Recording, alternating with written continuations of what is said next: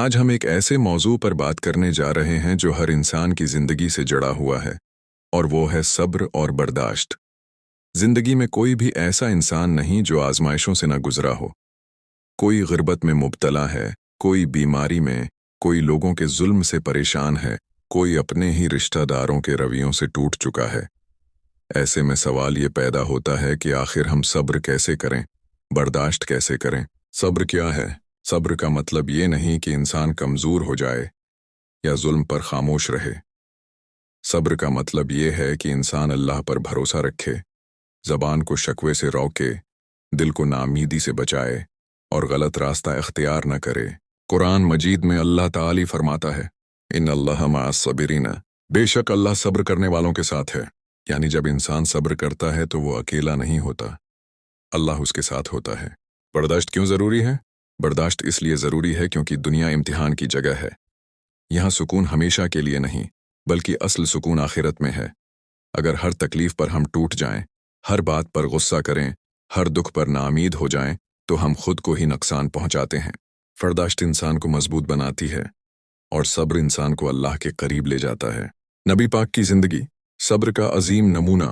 میرے بھائیوں، اگر ہم واقعی جاننا چاہتے ہیں کہ صبر کیسے کیا جاتا ہے تو ہمیں نبی کریم کی زندگی کو دیکھنا ہوگا۔ نبی پاک یتیم پیدا ہوئے، بچپن میں والد کا سایہ نہ تھا، ماں بھی کم عمری میں دنیا سے چلی گئیں، دادا اور پھر چچا کے سہارے زندگی گزری۔ کیا یہ صبر نہیں تھا؟ جب آپ نے حق کی دعوت دی تو آپ پر کیا کچھ نہ ہوا۔ مکہ کی گلیوں میں آپ پر کانٹے بچھائے گئے، پتھر مارے گئے، گالیاں دی گئیں، جادو کیا گیا، آپ کو پاگل اور جھوٹا کہا گیا۔ طائف کا واقعہ یاد کریں، جب نبی پاک طائف گئے اور لوگوں کو اللہ کا پیغام دیا تو وہاں کے لوگوں نے کیا سلوک کیا؟ بچوں اور غلاموں کو آپ کے پیچھے لگا دیا گیا، جنہوں نے آپ کو اتنے پتھر مارے کہ جوتے خون سے بھر گئے۔ اس وقت فرشتہ آیا اور عرض کیا، یا رسول اللہ، اگر آپ حکم دیں تو میں ان بستی والوں کو پہاڑوں کے درمیان پیش دوں۔ لیکن نبی پاک نے کیا فرمایا؟ آپ نے فرمایا، نہیں، میں امید رکھتا ہوں کہ ان کی نسلوں میں سے کوئی اللہ کو ماننے والا پیدا ہوگا۔ یہ ہے صبر، یہ ہے برداشت، یہ ہے نبی کا اخلاق۔ ہمارے لیے سبق۔ میرے بھائیوں اور بہنوں، ہم ذرا سی بات پر غصے میں آ جاتے ہیں، ذرا سی تکلیف پر شکوے شروع کر دیتے ہیں، لوگ برا کہہ دیں تو دل ٹوٹ جاتا ہے۔ سوچیں، ہمارا دکھ بڑا ہے یا نبی کا؟ ہماری آزمائش زیادہ ہے یا نبی کی؟ اگر نبی پاک اتنی بڑی تکالیف پر بھی صبر کر سکتے ہیں تو کیا ہم اپنے چھوٹے چھوٹے مسائل پر صبر نہیں کر سکتے؟ صبر کرنے کا عملی طریقہ: نماز کو مضبوط پکڑیں۔ نماز دل کو سکون دیتی ہے۔ طاعت کریں، اللہ سے اپنے دل کا حال بیان کریں، وہ سب سننے والا ہے۔ غصے میں فیصلہ نہ کریں، خاموشی اختیار کریں۔ یہ یاد رکھیں کہ اللہ دیکھ رہا ہے، کوئی ظلم ضائع نہیں ہوتا۔ نبی کی سنت کو یاد رکھیں اور اپنے اخلاق کو بہتر بنائیں۔ آخری بات، یہ دنیا آزمائشوں کی جگہ ہے۔ یہاں خوشی بھی ہے، غم بھی ہے، کامیابی بھی ہے، ناکامی بھی ہے، عزت بھی ہے اور کبھی ذلت بھی ہے۔ کوئی انسان ایسا نہیں جس کی زندگی مکمل طور پر آسان ہو۔ کسی کو غربت نے توڑا، کسی کو بیماری نے، کسی کو اپنوں کی بے قدری نے، کسی کو لوگوں کے طعنوں نے اور کسی کو حالات کی سختیوں نے۔ ایسے میں انسان کے دل میں ایک سوال بار بار اٹھتا ہے، آخر میں صبر کیسے کروں؟ میں برداشت کیسے کروں؟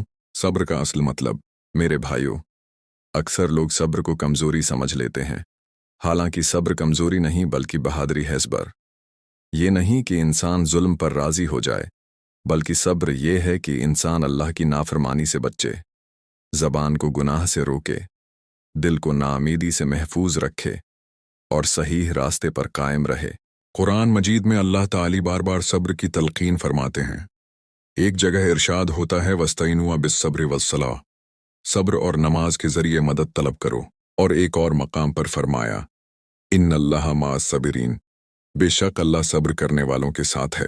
سوچیں، اگر اللہ ہمارے ساتھ ہو جائے تو پھر ہمیں کس بات کا ڈر رہ جاتا ہے؟ برداشت کیوں ضروری ہے؟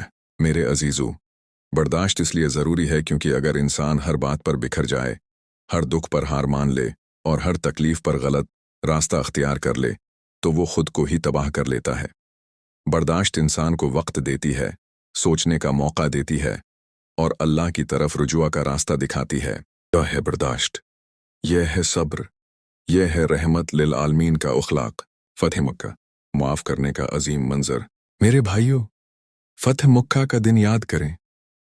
वही लोग जिन्होंने नबी को सताया, वही लोग जिन्होंने आपको वतन छोड़ने पर मजबूर किया, आज सब नबी के सामने खड़े थे, डरे हुए, कांपते हुए। अगर बदला लेना होता तो ये बेहतरीन मौका था, लेकिन नबी पाक ने फरमाया, आज तुम पर कोई गिरफ्त नहीं, जाओ तुम सब आज़ाद हो। ये वो सब्र है जो दिलों को फतह करता है, ये वो बर्दाश्त है जो दुश्मनों को भी दोस्त बना देती है। हमारे लिए सबक, मेरे मोहतरम भाइयों और बहनों, आज हम ज़रा सी बात पर गुस्से में आ जाते हैं, ज़रा सी तकलीफ पर शकवे शुरू कर देते हैं, कोई एक बात कह दे तो महीनों दिल में बैठा लेते हैं। सोचें, हमारी तकलीफ बड़ी है या नबी की? हमारी आजमाइश सख्त है या नबी की? अगर नबी पाक इतने बड़े दुखों पर भी सब्र कर सकते हैं, तो क्या हम अपने छोटे छोटे मसाइल पर सब्र नहीं कर सकते? सब्र करने के अमली तरीके। मेरे अजीजों, सब्र कोई एक दिन में नहीं आता, ये एक मुसलसल अमल है। नमाज को मजबूत पकड़ें, नमाज दिल को सुकून देती है। दुआ को आदत बनाएं, अल्लाह से बात करें, वो सबसे बड़ा सुनने वाला है। गुस्से के वक्त खामोशी अख्तियार करें, खामोशी बहुत से गुनाहों से बचा लेती है। ये यकीन रखें कि अल्लाह इंसाफ करने वाला है, कोई जुल्म ज़ाया नहीं जाता। नबी पाक की सीरत को पढ़ें और याद रखें, यही असल रास्ता है। आखिरी नसीहत, मेरे मोहतरम भाइयों, सब्र कड़वा ज़रूर होता है, लेकिन उसका फल बहुत मीठा होता है। जो अल्लाह के फैसलों पर राज़ी रहता है, अल्लाह उसकी ज़िंदगी में सुकून उतार देता है।